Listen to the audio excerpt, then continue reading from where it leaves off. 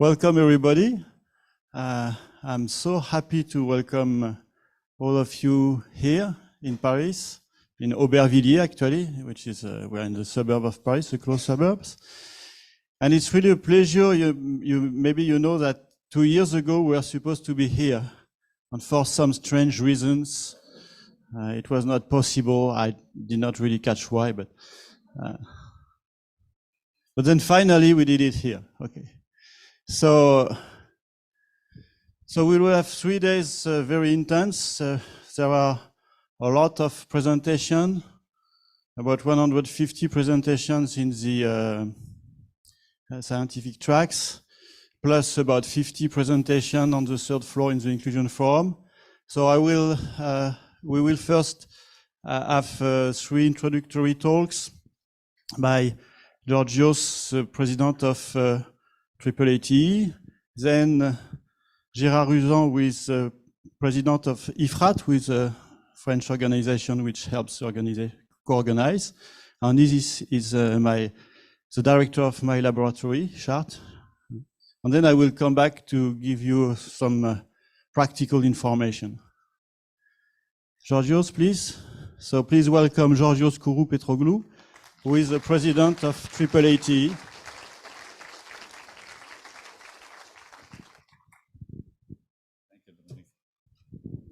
Thank you, Dominique.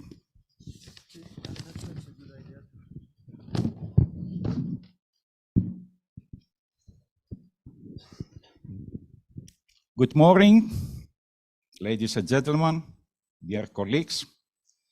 It's my great pleasure and privilege to open the 17th International Conference of the Association of Assistive Technology Advancement in Europe, with a specific thematic theme, assistive technology, shaping a sustainable and inclusive world. And welcome all of you as participants from more than 45 countries across the world that came here in Paris to exchange novel research experience, as well as to present contribution in policy, educational, and innovation sessions on the exciting field of assistive technology and digital accessibility towards the inclusion and participation of persons with disabilities in all the societal domains. I would like to sincerely thank University Paris 8, Vicence Saint-Denis, for hosting our conference in this superb conference center, as well as our co-organizer, IFRAT, the French Federation Institute for Research on Assistive Technology.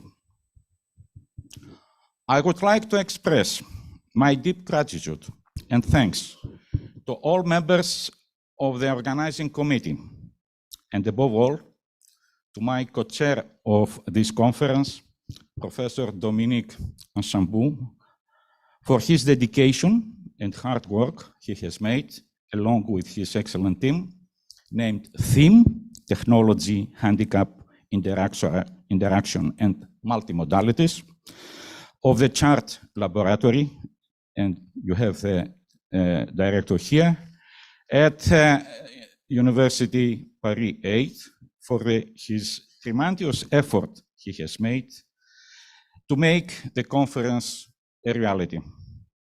Thank you very much, Dominique.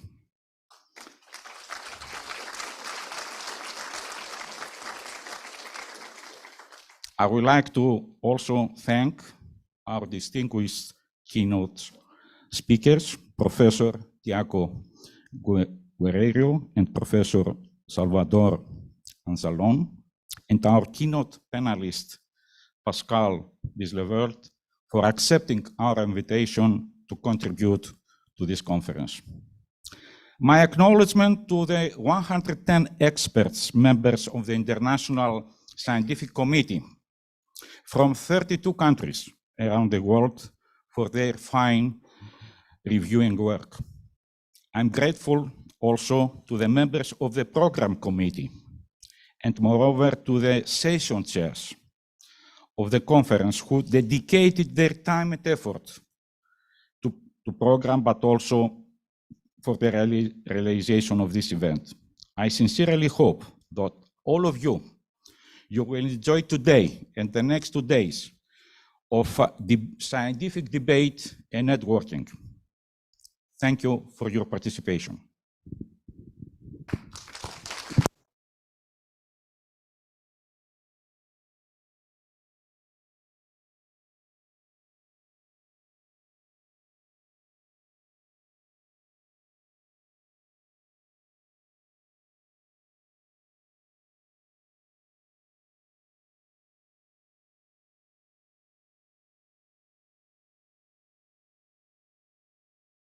Okay. So now Gérard Uzan is the president of IFRAT. And he will present. Thank you, Dominique. I have a pleasure to that IFRAT contribute to this conference, and a brief presentation of IFRAT. IFRAT is a scientific organization.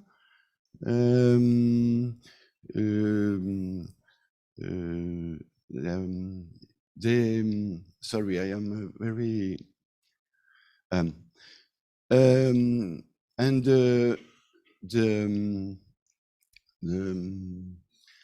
the activity the activity of IFRAT is IFRAT is birth at 12. Je suis désolé, Dominique, je suis. Ouais, peut-être ce sera plus facile. Mais non, mais sinon je peux. Hein. Je peux, mais je suis très. Dis-moi en français. Ouais. I will translate. Alors, bon, l'IFRAT est une association scientifique. So IFRAT is a scientific association of laboratories around France. 20 laboratories. C'est difficile pour moi dans les deux langues. Dis en français. Et nous avons chaque année, Each year we organize 3 scientific days about. Thank you. About whose topics focus on handicap or assistive technology of model, method, and or tools for assistive technology. And this journey are opened for the industrial people or organization of disabled people, and we organize also 2 conferences, 2 years by 2 years. JC, Young Searcher Conference, and Handicap Conference. Handicap Conference is a conference francophone, and but it is opened of many international contributors, and next conference is in 2024, and the call for paper is opened, and for the young searcher about assistive technology, we are a cup to the PhD candidate, and it's very important for us to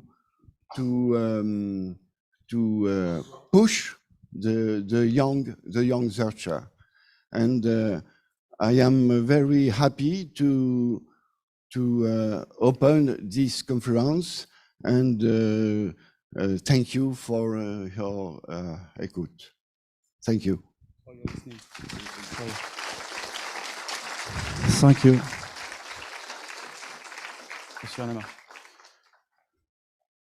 So, in a way, IFRAT is a kind of franchise AAATE.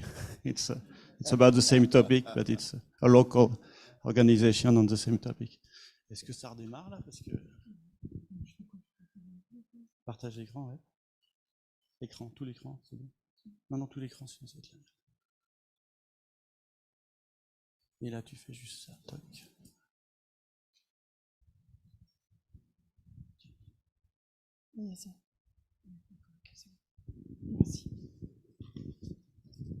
Okay, thank you, Dominique. Good morning, everybody. I also wish to welcome you to AAATE, sorry for the sound, to 2023.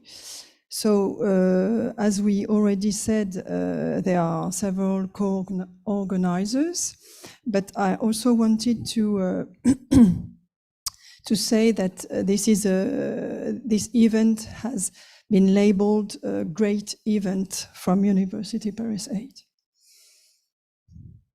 So I would like to say a few words about our lab, Chart Lab. You will find here photos of events in which Chart participates and photos showing some of the lab members. Chart is a French acronym and stands for Human and Artificial Cognition. It is an interdisciplinary laboratory in cognitive science. I am a computer scientist. And we have researchers in cognitive psychology, developmental psychology, neuroscience, computer science, and mathematics. Chart is under the authority of 4 supervisory bodies, 3 universities, among them Paris 8, and a high school, second one, École pratique des hautes études. I'm the director. And we have 34 permanent staff and 44 PhD students.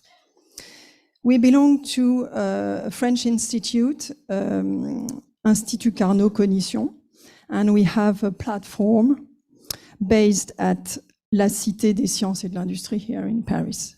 Our platform is called Lutin User Lab. I would like to focus now on some interesting work in the field of disability at Chart.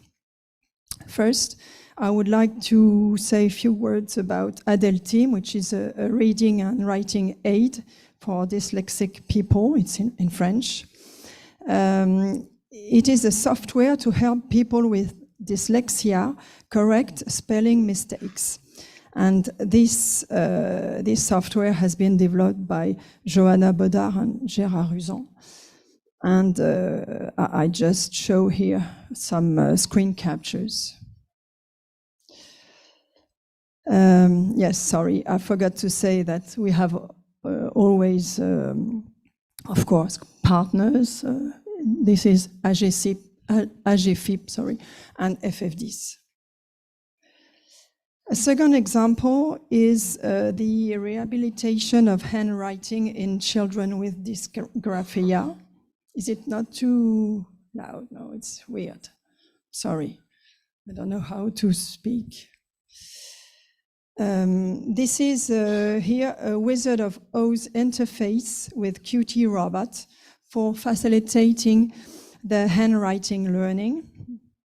This is a screen capture also. And this work has been done by Thomas Gargaud. This is another work that I'm going to talk in a few seconds, sorry. And Jiangling Zhu, she's over here, I think, and Salvatore Nzalon. Something else also is this example on this photo. You can see a child who teaches the robot how to write, but at the end, well, the experiment works quite well, and at the end of the experiment, the child actually is not fooled. He has understood that it's not the robot that learns, but himself. This work has been done at l'Hôpital La Pitié-Salpêtrière in Paris, and also with EPFL in Lausanne. Another example is a game for recruiting neuroatypical profiles in digital professions. It's a video game capable of detecting the skills expected in the testing and development professions, so in computer science. And this work has been done by Benjamin Miziac, he's here, I think I saw him, and Dominique Archambault, with partners, CAMS, which is a lab from the CNRS, and CGI and AGFIP also. Last example is a project which is called PRIME, an acronym for Playing and Recording with Interactivity and Multisensoriality. And the aim is to design a software to create scenograms, interaction sequences between a human and a computer system for cognitive purposes, for not only, but also for therapists. And I show here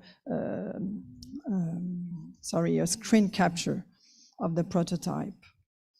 This work has been done by Céline Jost and Justin Deblos, among others. Well, I thank you for listening, and I wish you a very rewarding and interesting conference.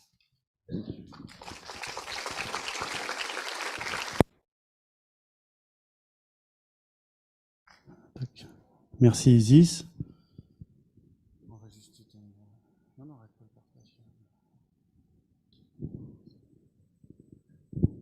So thank you, the three of you.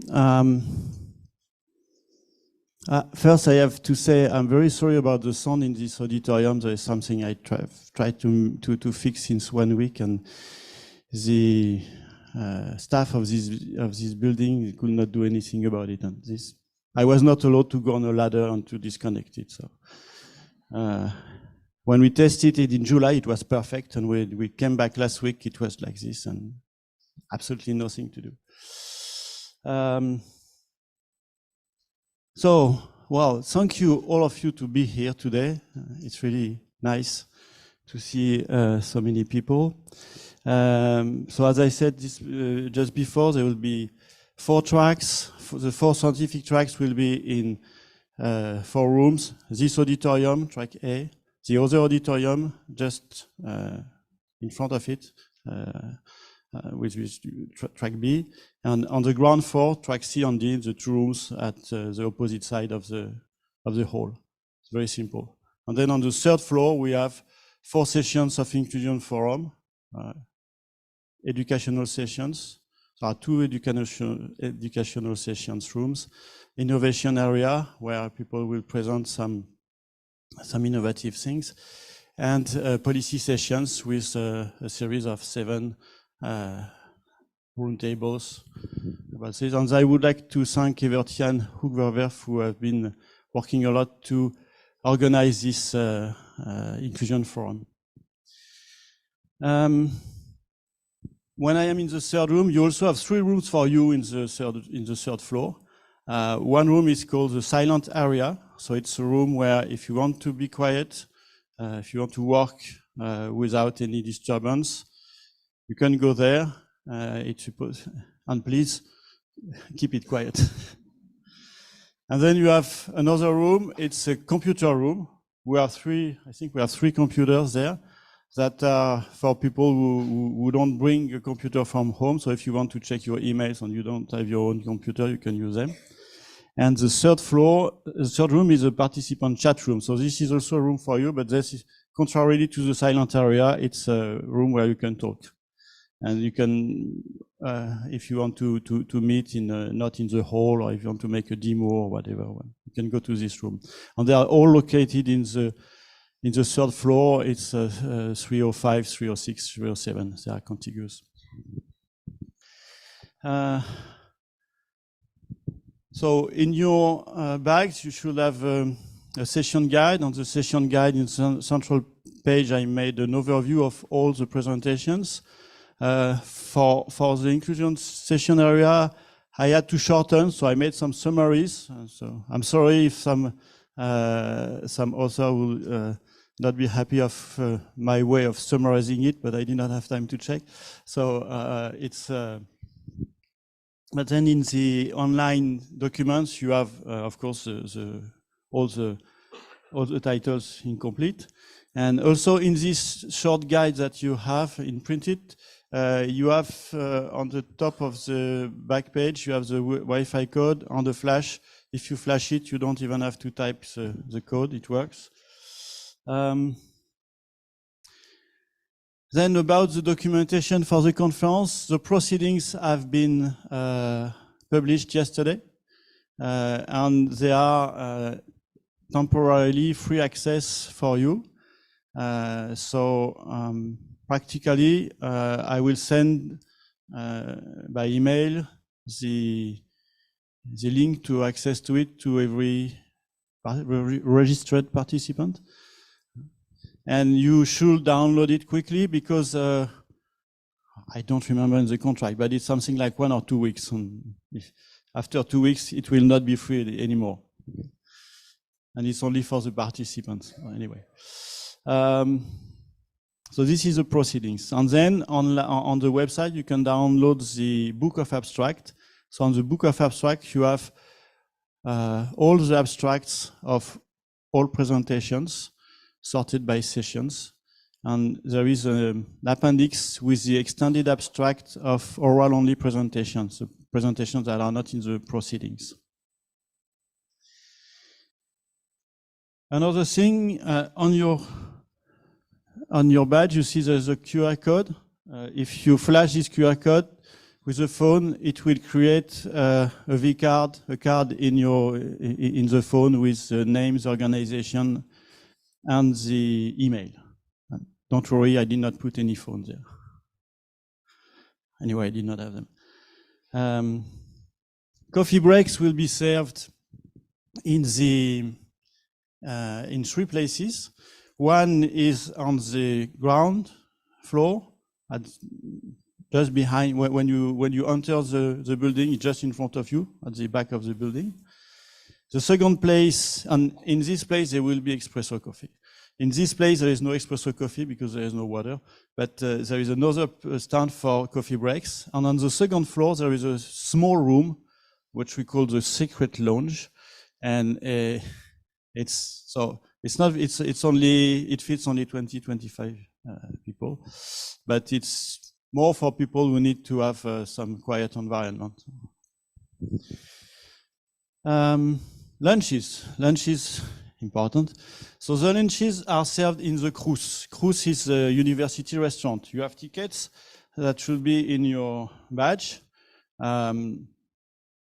So the restaurant, it's about 8 to 10 minutes walk behind the building. You have to go through several buildings. You have a map in your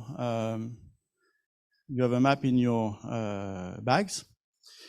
To go there, the best way is to cross. In the middle of the way, there is a building called le Grand Équipement Documentaire. And now it's Humatech, and it's interesting to cross it because there are 2 exhibitions in this hall usually. I did not check what is the exhibition now, but there is an exhibition in the middle, and on the side there is a big window with another exhibition of photo. And then for people who have mobility difficulties. We have a van, we have a small truck. No, it's not a truck, it's a 9-seat car. And one of our staff member will make some rotation. So it's not possible to bring everybody because it will take all the day and nobody will have food, but not everybody will have food. But you can use it, and it will start by noon and to do some rotation. And the truck the van will be in front of the building.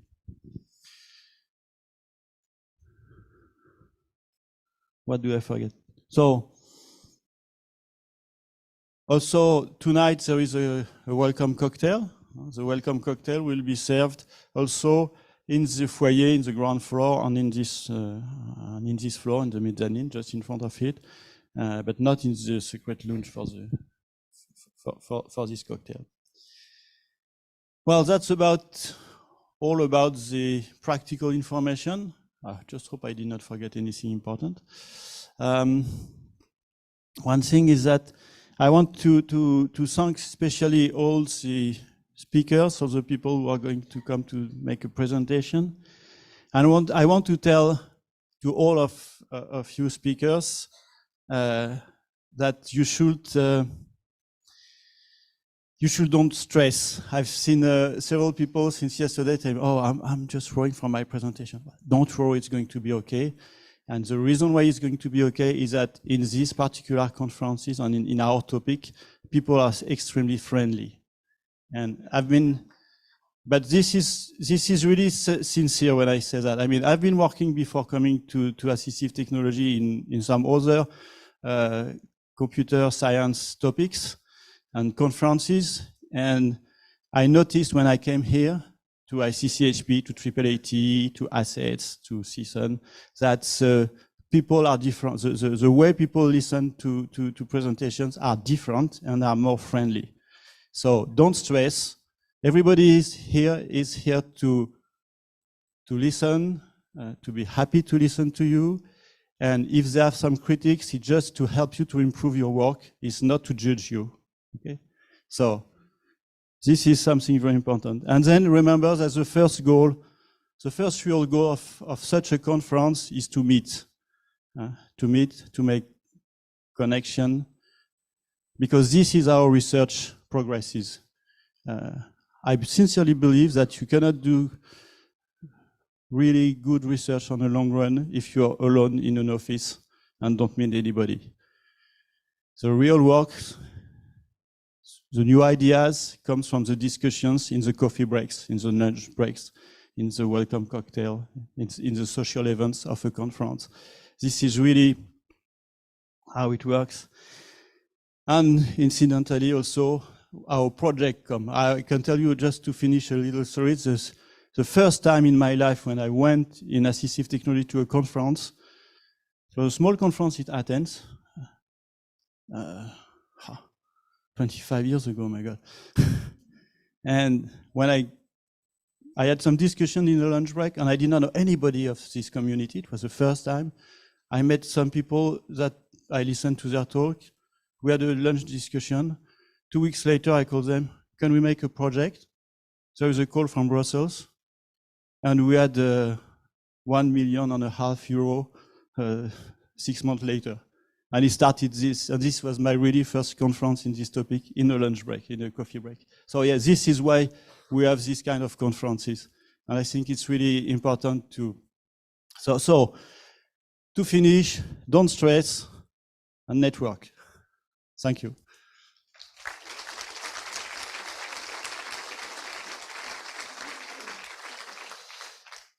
So now we'll welcome our first keynote, Tiago Guerreiro.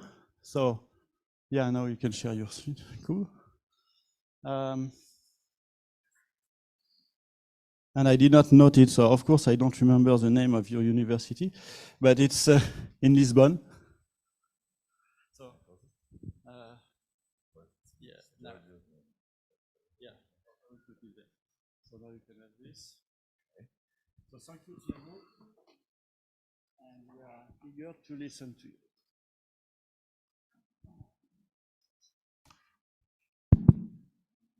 Good. So it's about 45 minutes, and then we'll have about 15 minutes for questions. So before starting.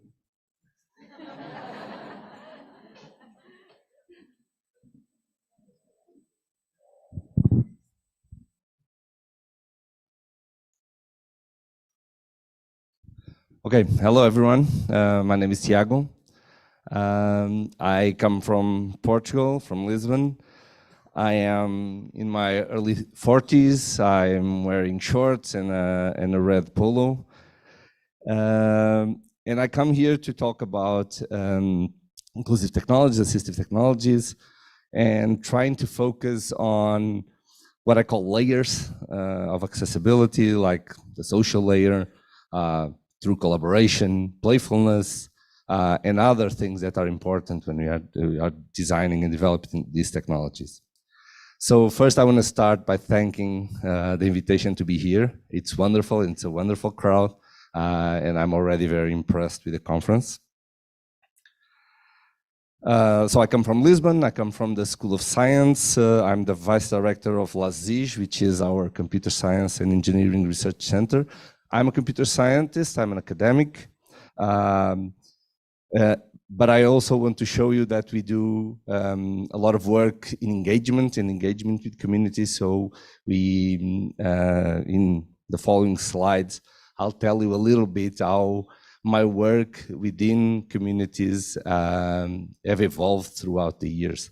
And the talk is not only about the technologies that we've built, but also things that I've learned, my misconceptions, and a lot of messages that I try to bring. And I hope that that I can bring you something interesting today.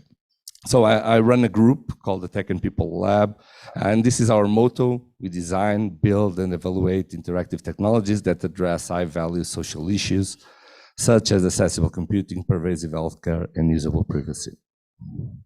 So you can check us out at techandpeople.github.io.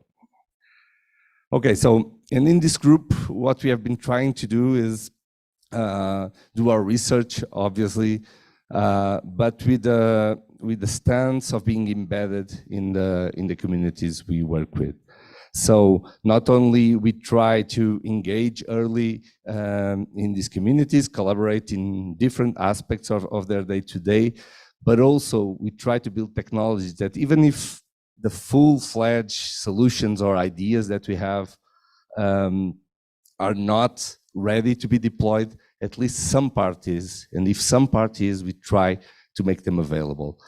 This makes us a group that, for example, most of our prototypes are deployed in some way, and we have prototypes that have been that are being used by the communities we work with for more than 15 years.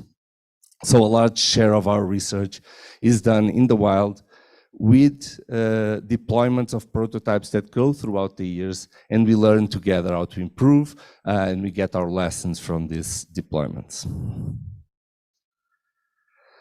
So to do so, obviously we are very user and community driven. This means that not only we don't go to meet our users and participants only in our studies, so we engage weekly. My students, for example, we have workshops where just focused on helping people with technology. Obviously, this has a lot of giving back, but also it's where we learn the most. And so a student that starts working with me will, after a while, already understand a little bit and bring some problems to me saying, okay, I noticed this, can we do something to help? Another thing that I like to, so normally when I don't say that we are just focusing on accessibility. We are human-computer interaction researchers in general, and we try to do the formative parts in the studies and everything, but also we try to build and influence the ecosystems we are interfering with. And so in my team, I have a lot of computer scientists and engineers, but I also have psychologists, industrial designers, graphic designers, so that our tools can go and be used in a way that is robust and that can be used throughout the years. So this is basically what summarizes what we do. So we try to design for people and embed ourselves in our prototypes in communities we work with. So after presenting us, I'll start talking a little bit about our work. And why am I presenting an onion on the screen? Again, this is a lot about layers, and onions have layers. And what I want to do in this talk is kind of peel this onion and show you a little bit of the layers that come that are not at the surface. So this all started, and I'm going 20 years in the past. This started for me thinking about access for people with spinal cord injuries. And so when I started working in this area, there was this was in my early projects. When I started telling people about, yes, I'm trying to work with people with spinal cord injured and provide a better access to computers and mobile phones. This was a common message that people would tell me right away. So I just saw on the news something about the technology, an eye tracker. So it seems that that problem is solved. What are you doing? Obviously, this is a quick summary, but this idea that the barrier, just making a bridge, the physical access, would immediately solve a problem, was something that at first I was saying, okay, maybe I shouldn't be doing this work. But then when I started meeting people in their day-to-day, I met Pedro, and this image is used with permission, that is laid in his bed. And it was laid in his bed for a great deal of the day. So when he was laid in his bed at night, and although he was using an eye tracker while he was in his wheelchair in front of the computer, this would only happen like 4 to 6 hours a day due to several logistic, physical reasons. And so this was what I called a very restricted accessibility. So yes, he had access, but he had access only for a small part of the day. And at night when he was alone and wanted to communicate, he wasn't able to use his mobile phone or computer as he was using during the day. So I think this is a good way to think about accessibility, is looking at the assistive technologies, looking at the day-to-day of people and see how are we really supporting people in their daily activities. Curiously, when I started working with people with visual impairments, the same thing happened. So we were working still with feature phones that have the keys. Everyone was quite happy at the time, so the screen readers would give enough access. Most people were using, and then touch screens emerged, and for a while this was very hard. So what we saw was that a lot of people saw a daunting future with no physical cues for them to use these devices. But if you go online, and since the iPhone included a screen reader, you saw people using the iPhone brilliantly, as you see a lot of people today. And so a lot of people can use it, a lot of people learned, and I received the same message. So the iPhone as a screen reader now, it seems that the problem is solved. So in Lisbon, we work with a training center for people with visual impairments. Most of the people in this center are older. A lot of them have diabetic retinopathy, for example. And my reality, and the reality that I was observing, was people, for example, as the one with phones, as the one in the image, so a feature phone with keys and with the toy hanging. Do you know why the toy is hanging there?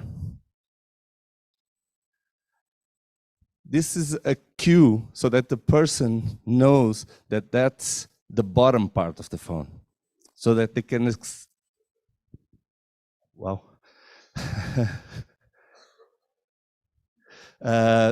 So that the person knows that that's the bottom of the phone. Why? Because then she can start exploring the keyboard and search for the other tactile cues that help her interact. So on one side, I was seeing videos with people exploring the touchscreen with the screen reader, but for us, this was like 80% of people were buying 5 of these phones so that they could continue using them when one of them got ruined. So people were really afraid. And this was our reality. We were reading papers from people in the US with university students working the iPhone and making 20 words per minute, and we were seeing people not being able to use even these phones. And so the realities were different, and we thought, okay, there's something here that we need to take in consideration, be even closer to people, understand the challenges that they have in their day-to-day. And I think there are other common examples, and I think there's been a long way, for example, for canes with sensors. But if I go to, and they have been improving, but if I go to my students and I say, let's build a technology, assistive technology for people with visual impairments, I think like 80% would say, let's make a cane with sensors. And throughout the years, if you go and talk with people in visual impairments, most of the ones I've been talking to, that's not the thing they say they want in their lives. Although, again, I also know people that bought these cane with sensors, so they are useful for some scenarios, but most people won't find a use, or at least won't make it a priority. And so there are a lot of things that canes have, the white cane has, a lot of qualities that that really can't have in these other canes. For example, if you have a white cane, you can just fold it and put it in your pocket. How do you fold this heavy and super fancy thing? You can't do it. The white cane is really lightweight. These things are not. With the white cane, you can just eat on the floor and feel the textures and the sounds from different places. And with these canes, you probably don't want to ruin the cane and have more trouble doing so. Again, I'm not saying that, well, building technologies, and I believe that when we are building new technologies, we are going somewhere. I'm just saying that we should focus a little bit more on the priorities, and I think you just need to talk with people with visual impairments to understand that maybe this shouldn't be the priority. And there are other technologies where I could say the same, but I think a lot of this developing of these technologies that somehow are not aligned with what people really want and need or value is very attached to stereotypes. So if I talk to a student that never met a person with visual impairments, and they say, okay, I think we should do this, it's because they have a general idea of people with visual impairments, and well, by what they see in the TV, by what they hear, by what they expect, and then the idea jumps to one technology, and should be careful of not jumping to building this technology without knowing a little bit more. And this connects to one thing I heard Moshe Vardi in a talk about.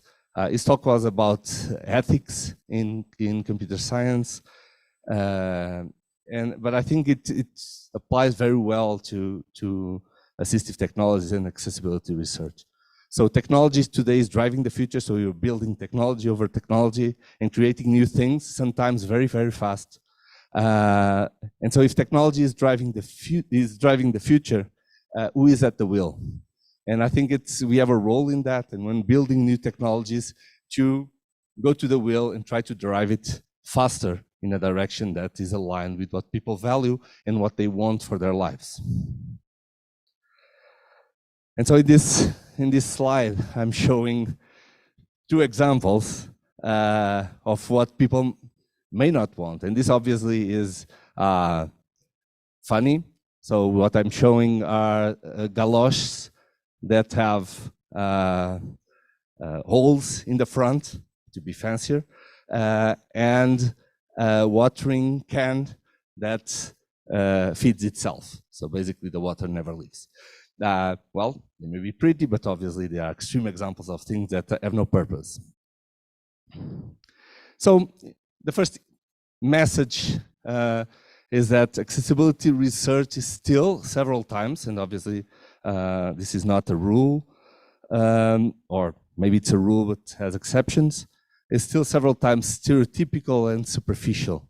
And a lot of the things that I'll try to talk about are examples where we tried or we saw projects that tried to go a little bit deeper, and there are several examples, of course. I'll just try to cover some of the things that I find relevant. So I talked that I did research on mobile accessibility, and that's where I will start. So I'll start with mobile accessibility, and particularly mobile text entry, which is a thing that I've worked for several years, and I still do. And so when we saw that these devices, mobile devices, with no reliefs, with nothing that could give tactile cues to people with visual impairments, we started exploring how we could improve their accessibility.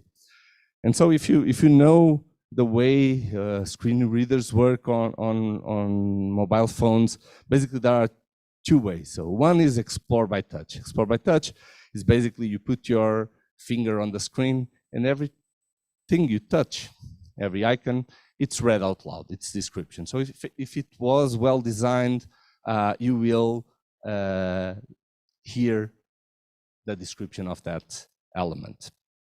And then you have another way of navigating, which is linear navigation, which basically you swipe and it focuses the next item. And so every phone will navigate as you do with the tab on a browser, for example.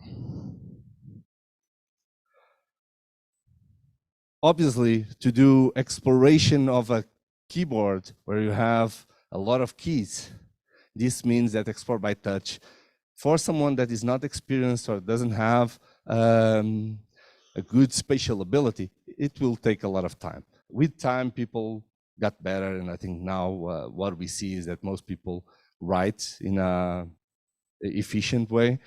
But for a while, this was a big problem. So what we tried to do first was to think about the abilities that people have and try to focus on ability-based design, where we offer different methods that make use of different abilities of people.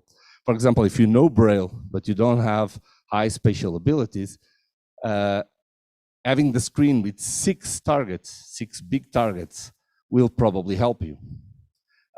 If you have low spatial abilities, we could use a gestural direction where the alphabet is organized. And we built all this keyboard. And what we did in this paper here, and this was a long time ago, was showing that indeed people, we could correlate people's individual abilities with how good they were in each of these mobile phones. So if you had high spatial ability, you would be better in one keyboard. If you have good Braille knowledge, you would be better on another one. And so this meant that having a variety of options available would be a good option. One of the keyboards that people enjoyed was the Braille keyboard. And if you know how people write Braille, so if you have a Perkins Brailler, you have 3 fingers for one side, three fingers for the other. Each one of these will compound one of the columns of a Braille cell. And so we thought, okay, let's explore this a little bit and see how we can bring it to mobile phones. And one thing that I want to talk about, and I'm showing a box of eggs, because at least in the institution we work with, this was a common way for people to learn the different characters, so the different cells. And this would mean that you have an A, you have one of these boxes with a ping pong ball in spot number 1. So this means that people could then see and learn, quickly learn the different characters. And one thing that I want to say, and I think it's important every time I talk about Braille, some people say, okay, but now no one knows Braille. Reading Braille with your fingertip is decreasing, and so you have a low percentage of people that know to read Braille.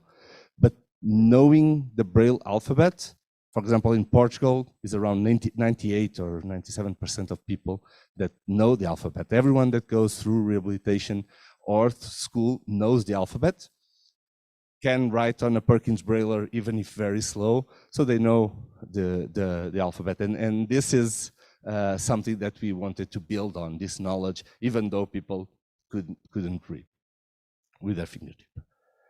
And so this was the first method we built, and it's very simple.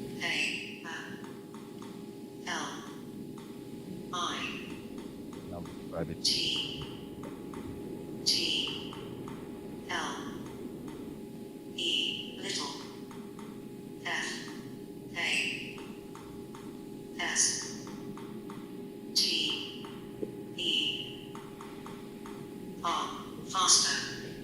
This is a method where you have 6 positions on screen, or it's split in 6 positions, and every time you touch one of those positions, it activates that cell.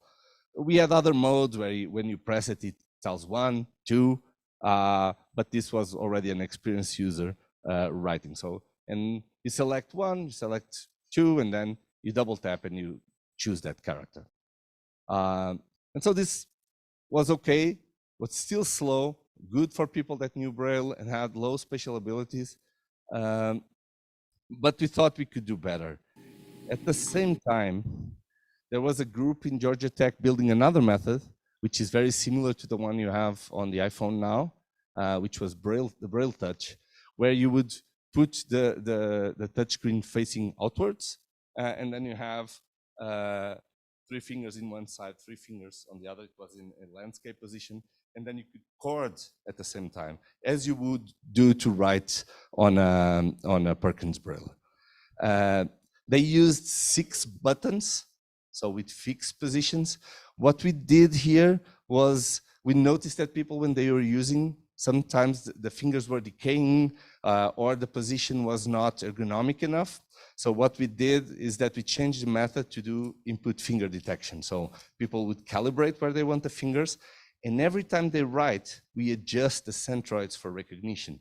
So by using the knowledge of the language, the dictionaries, we would see if people were writing well or not, and then we would adapt the positions of the fingers.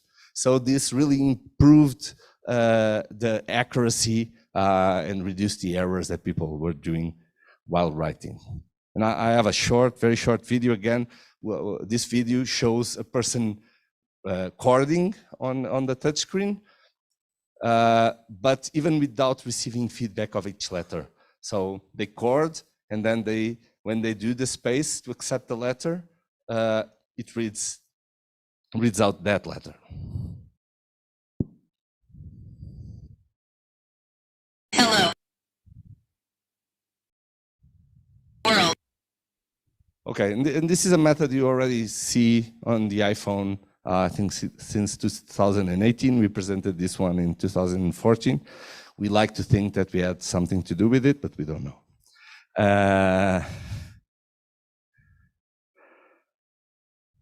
Maybe it's better not knowing. Okay, another thing, and for the computer scientists in the room and others that may be interested in these things, what we thought here is that when we could still improve a little bit more, and so knowledge of Braille and knowledge of how this works gave us an idea to also improve the spell checkers. So when you are writing in your phones, the correction or the spell checking module is using information about the proximity of the letters, of the word to the words in the dictionary, but is also using information about how distant you are to a key that is likely to be the one you wanted to select. So here we have the information not only about the letter that you entered, but also about the chord that you input. So instead of comparing the letter to see and find a similar word, we used the information of these vectors, like these different chords. So if you write edklo, hooked, EDKLO, and if you use the standard Android spell checker, this won't suggest LO because it's too far away from the word. But if you go and check how distance it is chord-wise, it's at a distance of 1 dot per letter, which means that this would be the closest word in the dictionary chord-wise.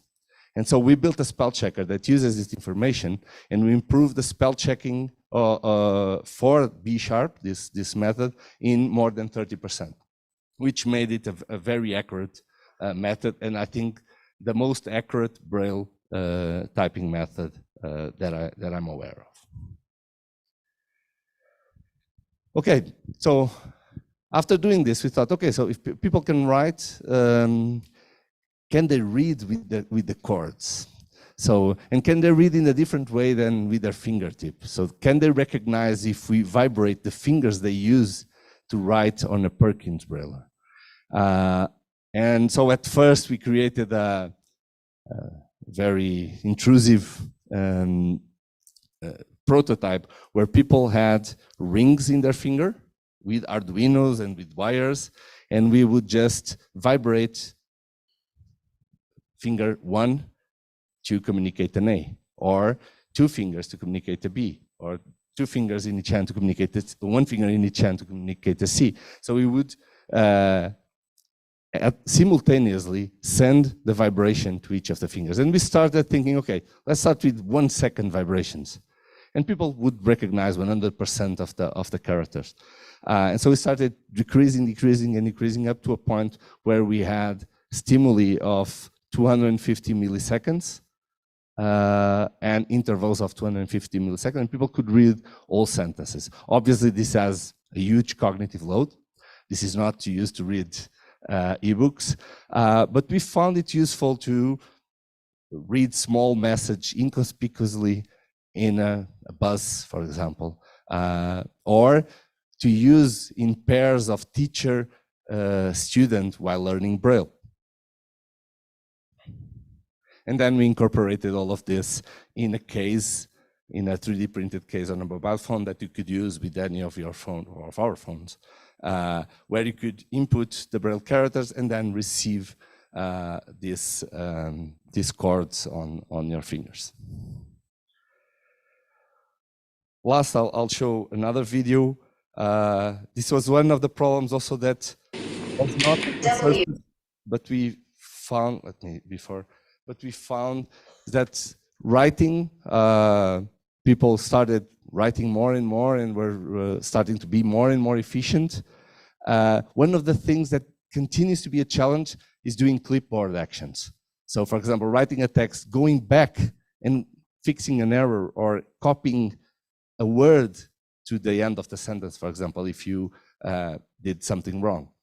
And so what we started thinking is, okay, we can change this a little bit, put the keyboard physically as in the cover of the phone, and then release the touchscreen for these editing actions.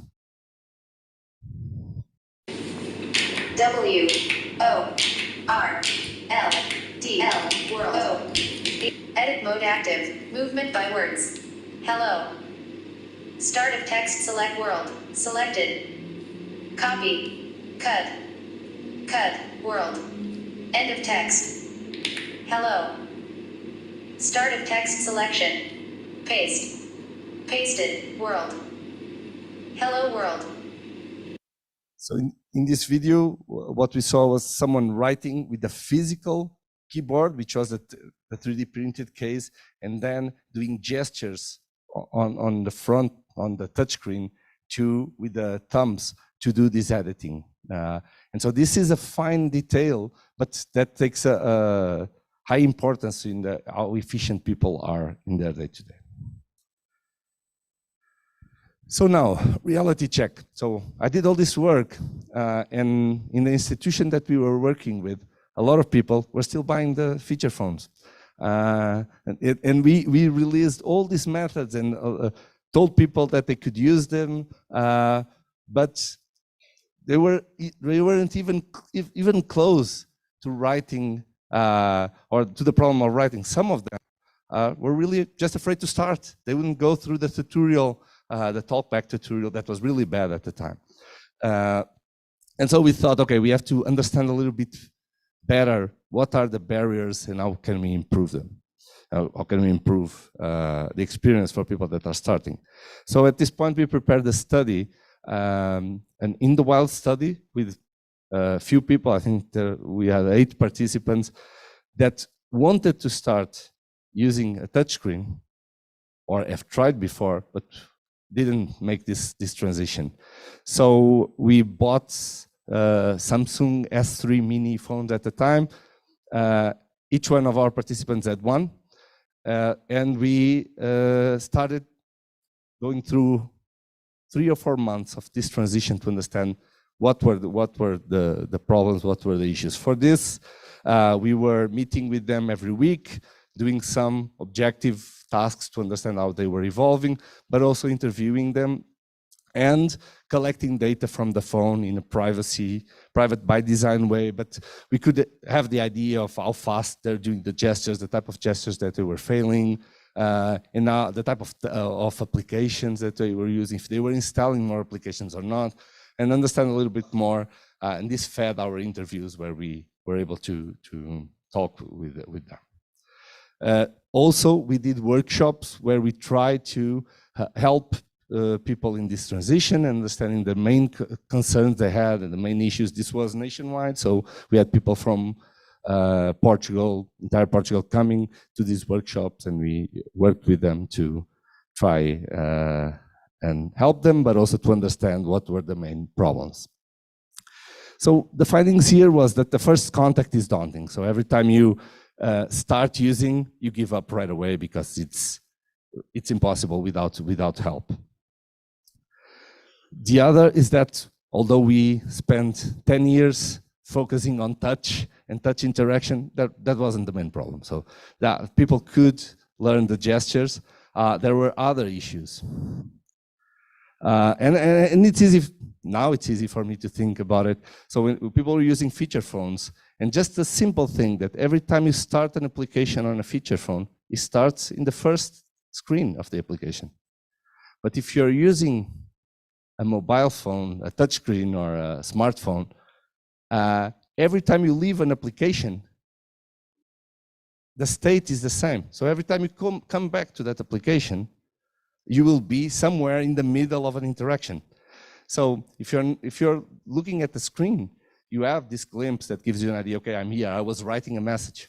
But if you're not, having this idea of where you are is an extra challenge. And this extra challenge makes a lot of people give up. And as you know, so on screen I have a tree of the possibilities of an application. This can be very complex. So people can just land in a very weird screen in the middle of an interaction flow and start listening to things that they were not expecting. So, and this was one of the main issues that people faced.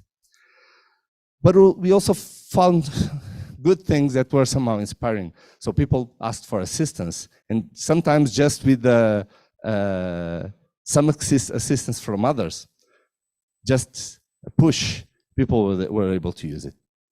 And so looking at applications that most of us or all of us know today, like Be My Eyes or VizWiz, where you can go to the supermarket point the picture at a product, take a picture and make a question, say, what is this? And you receive a volunteer response, or even an automatic if it's a simple question, in less than 30 seconds, inspired us to try and bring that to the learning of using, to the adoption process of using these devices. So at first we started with human-powered Q&A and tutorials. So you are in a screen and you just press something and say, what is this? And this goes to the crowd or to a group of friends that receive this and just tag it, okay, this is something. So you have the screen reader reads button 19 in a button. So you just ask, okay, what is this? Someone tags it, and from that point on,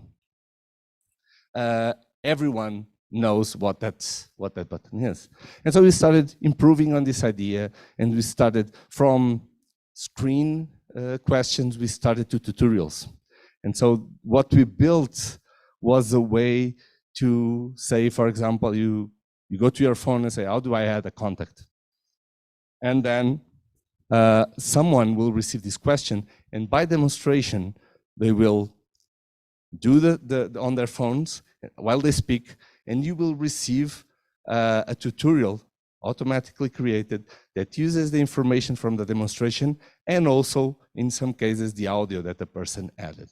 And so you have a full tutorial made on demand by volunteers that can help you throughout several screens.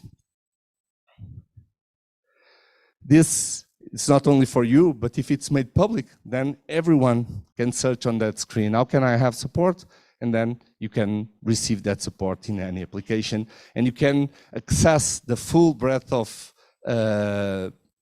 tutorials that were already created.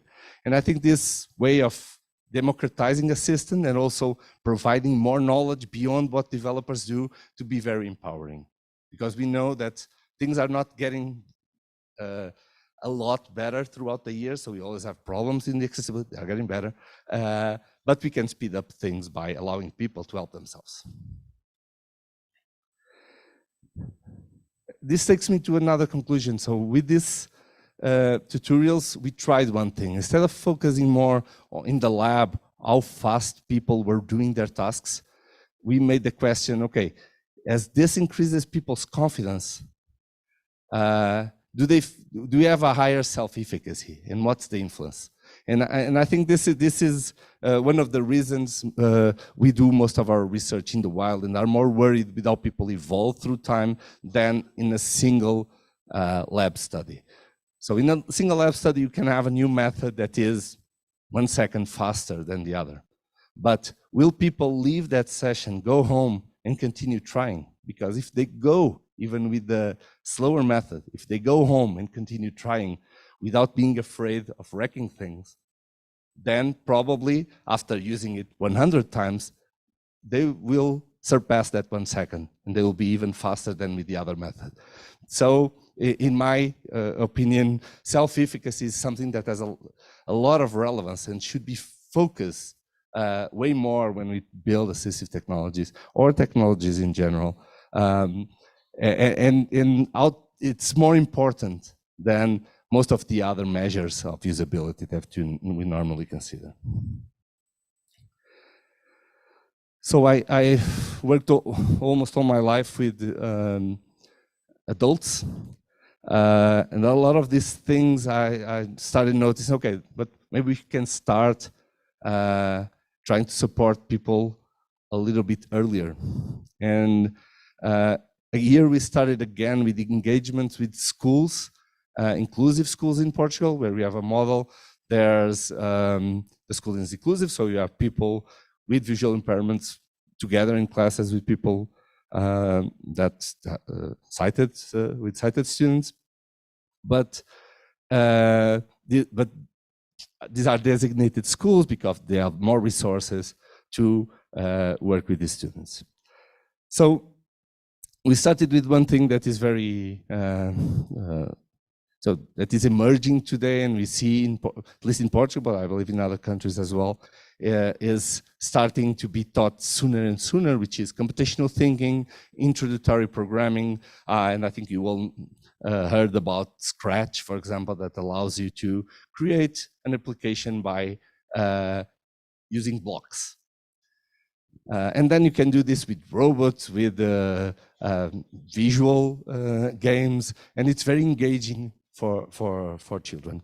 Curiously, you even have tangible blocks or tangible programming blocks for kids that would have everything to be accessible, but they are not, which is something that could be easily fixed. And that's where we started. So we started working with schools, and one of the first things we did was working with educators and with children to understand how far from being accessible these tangible programming environments were. Could this be easily fixed? And in these studies, we found out that it was easily fixed. So, for example, you have like these blocks that have a drawing, a visual drawing showing like an arrow. It would be as easy as making a short relief, and this could be used by children with visual impairments.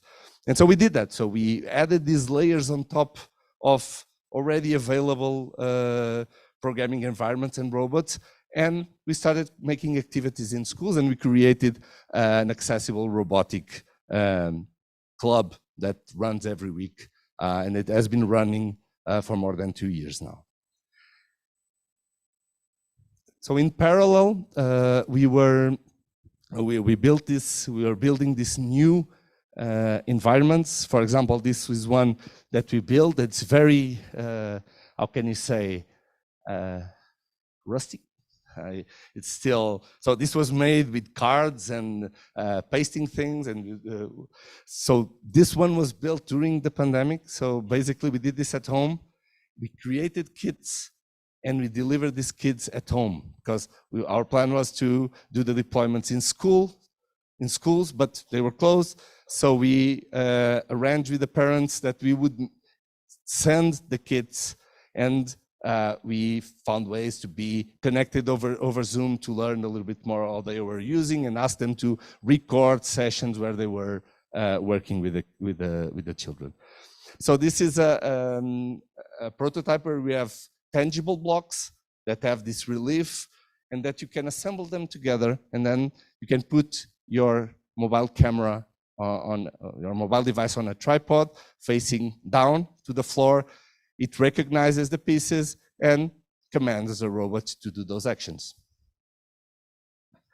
What we focus here was, as we are doing this at home, we changed our focus to be on the collaboration. So how would like children with visual impairments collaborate with siblings? How they would collaborate with parents, the type of activities that they would do throughout this program of computational thinking, where they started with action sequences, but they went through cycles and other concepts of the computational thinking framework. When we got back in the lab, we did it a little bit better. So we started using Lego, and we 3D printed caps that we would put on top of Lego blocks.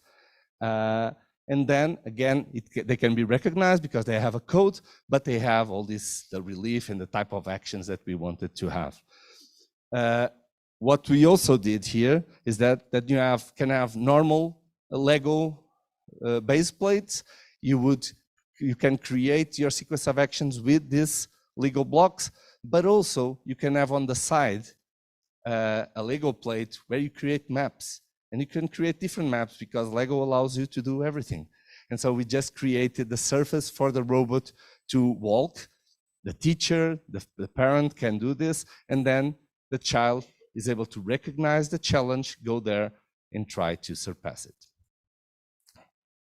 All these models and all these applications are available, so if you are interested, then you can talk to me and we can send it your way. Okay, so here our goal was making this accessible and fun for kids. But at this point, we were also thinking, okay, most of the things, if you go to Scratch, you can make beautiful games and very appealing. And when we are talking about teaching programming to children with visual impairments, either it's music or it's sending a robot from A to B. So there's no story, there's no play. After a while, this becomes really just a challenge. It's just like any other math problem that children have to figure out. So we started, okay, let's do it the other way around. So let's start with making it fun, and then let's include the tasks there. And so we create Tactopy, where playfulness was a priority. So let's make a game, and there's a scarcity of games for children with visual impairments. Let's make this funnier. And so we created a robot that could be controlled with a wheel, a boat wheel, that you could include 3D printed animals that could have voices, music associated with it. And I'll show you a short video to understand a little bit what I'm talking about.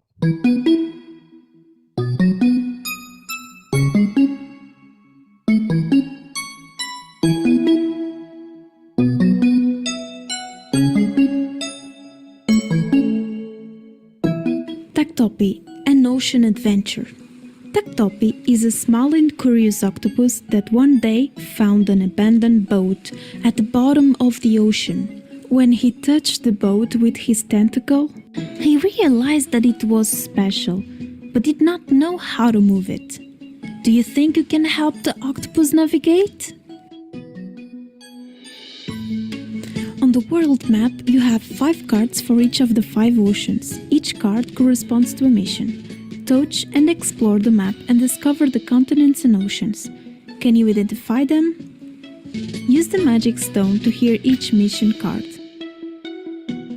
Indian Ocean. Turtles are very curious marine animals. Their diet includes jellyfish. Unfortunately, jellyfish resemble plastic bags.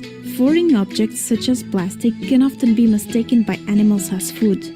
Quick! We have to save the turtle! Help Tactopy to meet the turtle before he tries to eat the plastic. Use the rudder buttons to guide Tactopy.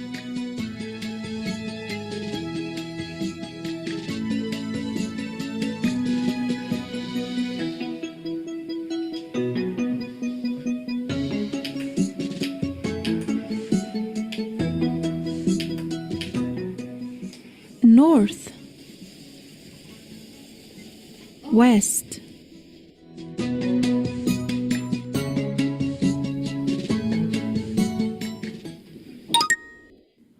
I'm the turtle.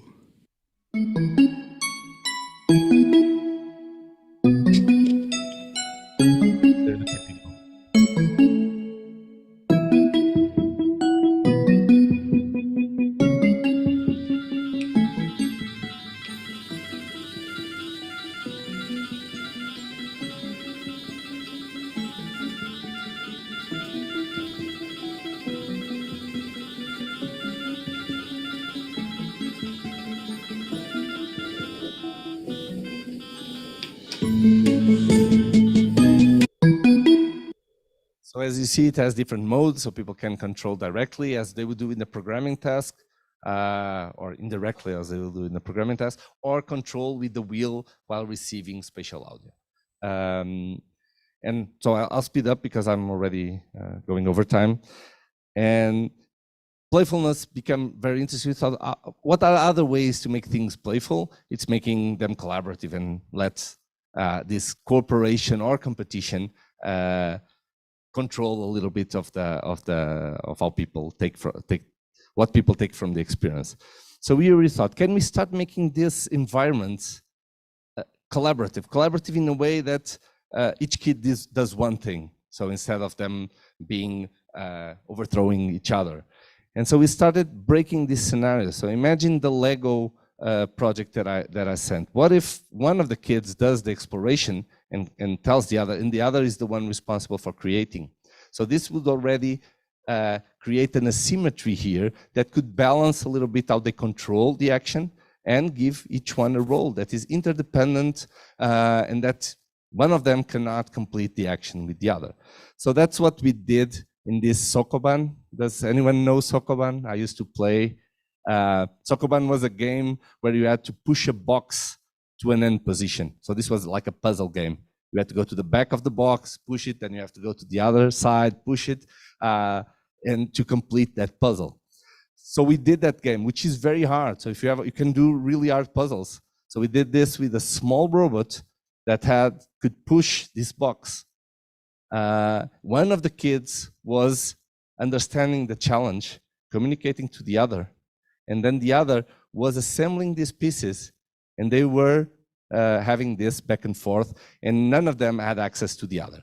So actually we did a study comparing where they are side by side, and they somehow can influence and they can see, sighted and blind pairs.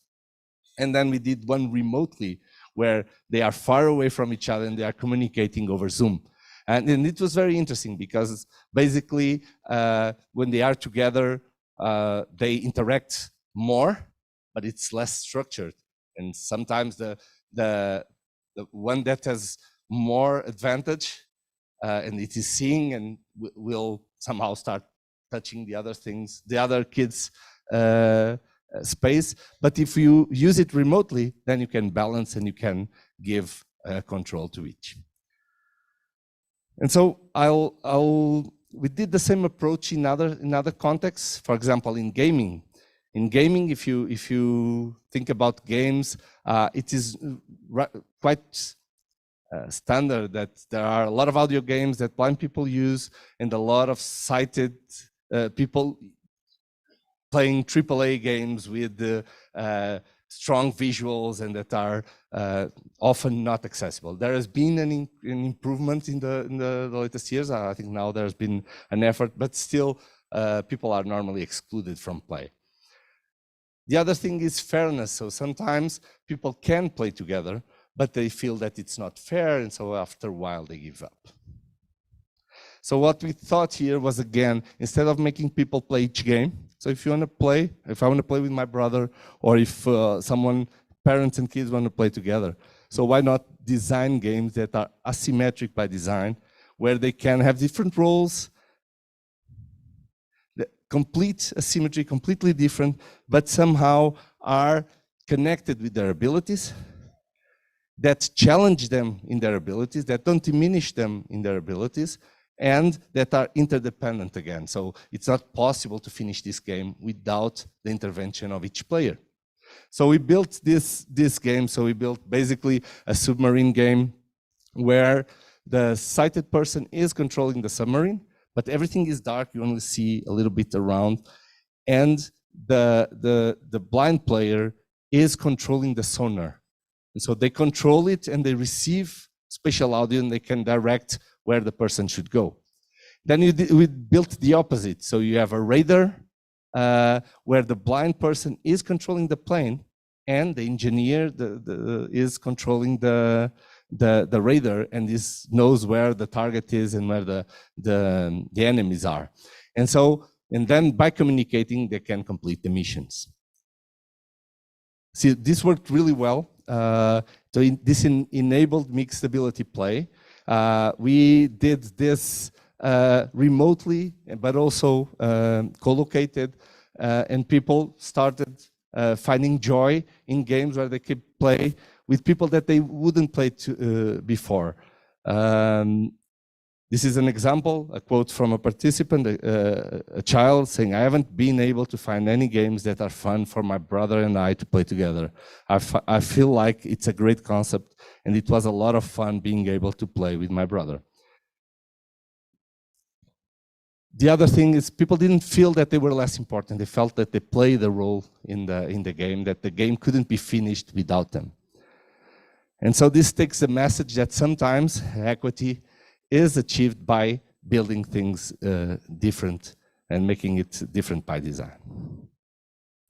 We already translated this to other scenarios where here, for example, the parent is playing a game that is very low demanding on time, so they just need to make 1 or 2 actions a day, and the kid can play one of the usual games where they are shooting everything. But this enabled families to stay together and communicate over games, which is something and today a theme that somehow makes parents and children in disagreement. And this is the last one. So in this, I told about self-efficacy, collaboration, but I also want to talk about one last thing, which is values. So I talked a little bit about in the beginning, and I think this is really important. And I'll talk about this, talking about HRI, which connects with tomorrow's keynote as well, so which is interesting. So we have a lot of robots trying to support people in things like exercising, cognitive stimulation, and which is something that we also do. So it's again, this is not one or the other. It's just that we are seeing a lot of people give up on this type of technology. So there are a lot of companies creating robots, and then they went to bankruptcy. And I think one of the reasons here is misalignment with what people value. So if you ask someone, an older person, what they value, at the top of the value list is like helping others. And this seems a little bit abstract, but I've never seen a robot helping you, helping others. So it's, can you be altruistic through a robot? Can the robot help you do something for others? And so thinking about these scenarios made us think, okay, how can we go and understand what people value and how technology can support them in doing what they value? And so we started with the study in a care home where we created a carrier pigeon robot. So this was just a robot that you could command, and we used the same things we were using with kids, like creating sequences of actions, and then see if a group of people in the care home would want to take something or do some action to other people that were in the same care home. So this basically translated very quickly in a communication game, and we had a lot of things planned out, but people appropriated the technology, and after a while they were just telling jokes and being funny about with each other, with people that in their day-to-day sometimes they couldn't go and talk. So we really saw that what they valued here was interpersonal communication, and they just appropriated, and they forgot most of the pieces that we prepared, and they just wanted to record messages so the robot could go and deliver those messages to the other side. It became very playful and interesting. So we are now doing studies on understanding what are these values, and just a peek is like things like social ties, altruism, lifelong learning, or rediscovering. We saw people that, for example, use Google Street View to go and visit places where they lived. Can technology support this in a way that is more pervasive to people that want to have these experiences? And so this value, but also context sensitive design is very important in the design of assistive technologies. I'm actually now, there's a case study going in my own home. So instead of having a robot near my parents that are older, we thought maybe to empower people, the robot should be in my home and they are controlling the robot. So they can talk to my kids whenever they want, or they can go close to them and play with them in some way. So we are here calling a little bit for a paradigm shift when we think about this technology and think about what people really want to do. And what my mother wants to do is to be able to maybe receive my daughter when she gets home with a cup of milk and some cookies. And so let's see if a robot could give her that joy. And so challenges, if you are not doing, embed yourselves in the communities you work with. This is mostly a message for people that are working with technology and that sometimes are closed in the lab, that it's not just doing user studies in the end or meeting people every once in a while, is making part of communities, is building with and not only for. Peel the onion, so go under the surface and try to find other layers of accessibility. Focus on self-efficacy and agency, on giving people control. Democratize. A lot of the things that we built gave power to people to help others, instead of just waiting for the next version of this assistive technology. And value and context. So this is very important. People value different things in the context where they live, and so we should support and be flexible in what we provide them. And thank you very much.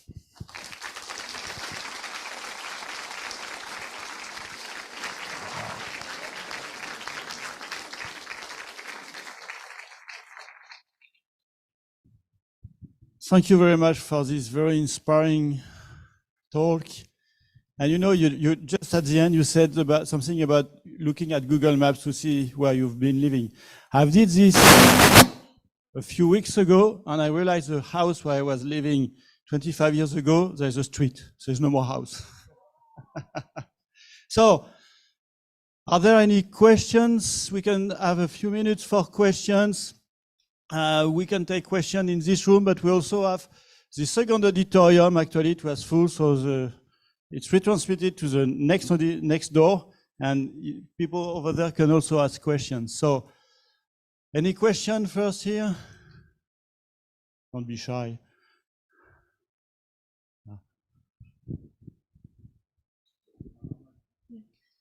Thank you. My question is about values you mentioned for the audience that you work with.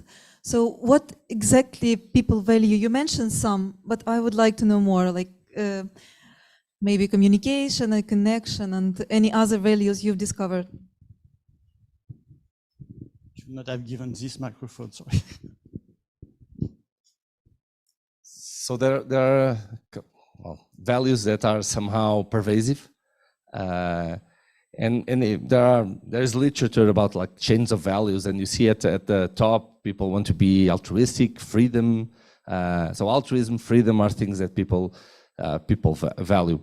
But one of the things we learned from this study, we did a study in different contexts, which is also, I didn't have time to talk much about it, but so we did studies in care homes, but in people that are living in the community, in assisted living communities. But for example, we did in Portugal, we did also the study with people that were living in an island in the south of Portugal that is basically away from society. And it's a choice. And so what we found, and it is, I think it's the most relevant thing, is that context influences a lot how people operationalize those values. So they value altruism, they are freedom, lifelong learning, but how they are able to exert those values in their day-to-day is very, very different. And I think that's a powerful message. So the lifelong learning, freedom and agency, altruism, reminiscing are the things that we saw the most, but then they are very different from context to context. And how technology can support in different contexts is a big challenge, and that's what we are working on. Yes, I have a question. So thank you for the very interesting presentation, because many of us who are sitting here are just starting the digital transformation of our education sectors. So what you were talking about, it's very interesting for us. So how did you manage the progress and learning outcomes of children by use of assistive technologies? And also in this context, how do you involve parents? Because I assume that parents should be trained as well in use of these assistive technologies to help children at home. Thank you.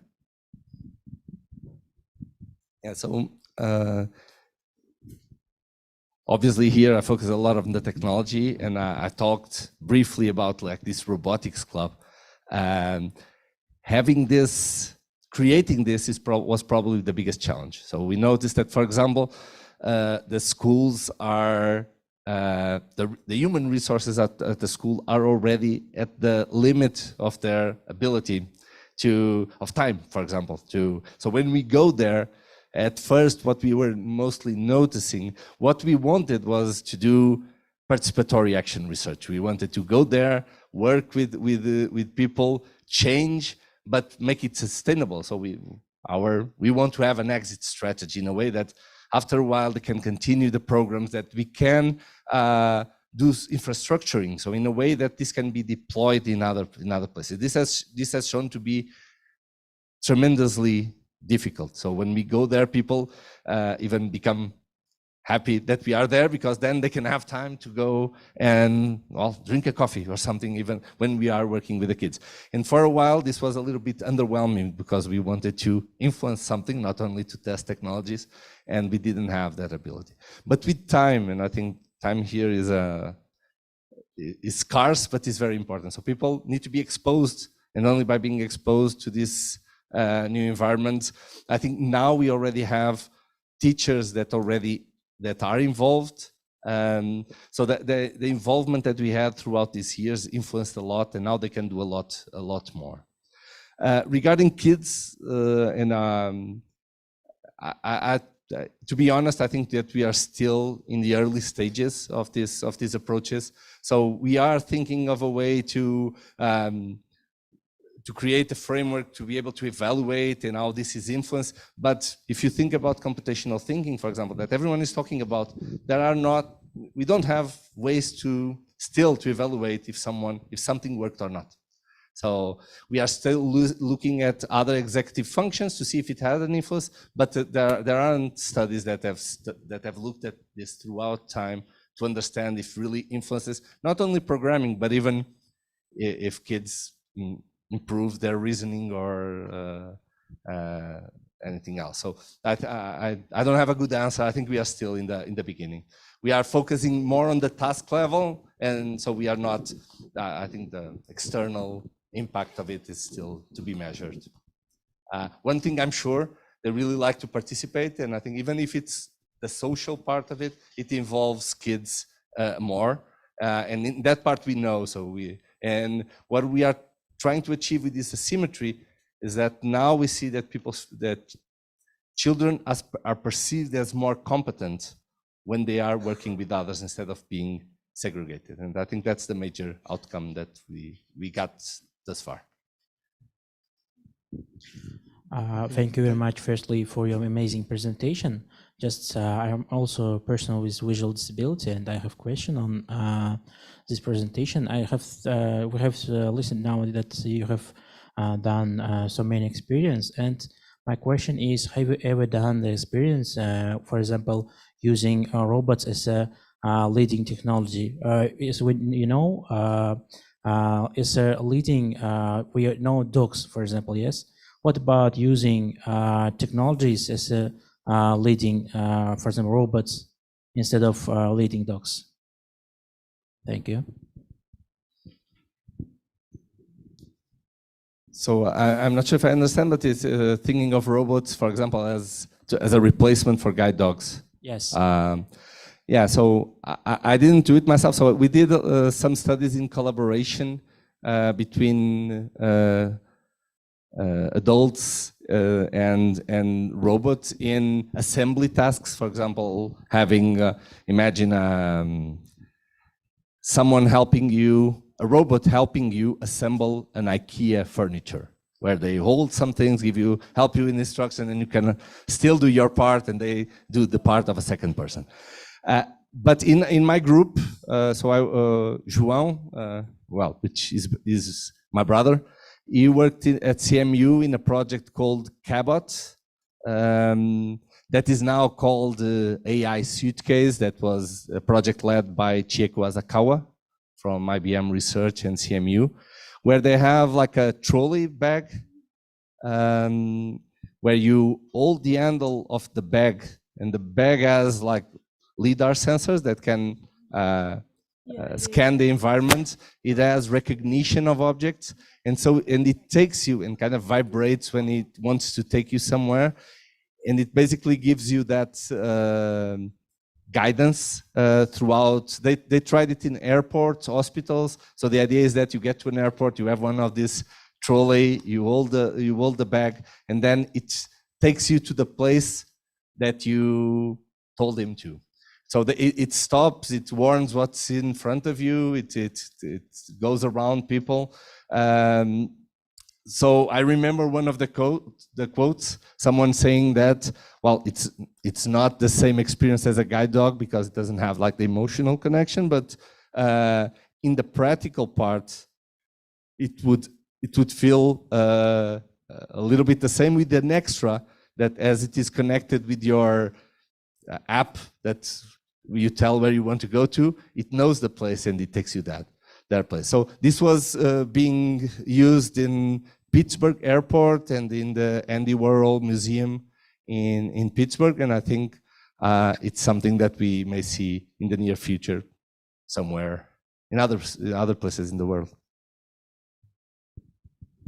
Okay, thank you. Well, time is running. I just want to see, is there one question in the other auditorium, in the 150? Lolita, you have somebody? No. Seems that nobody has any question. Okay. Well, anyway, time is running, and we have a coffee break now. The next session is supposed to start in 10 minutes, so maybe we'll make it 20 minutes. But then the coffee break is here and downstairs. Thank you.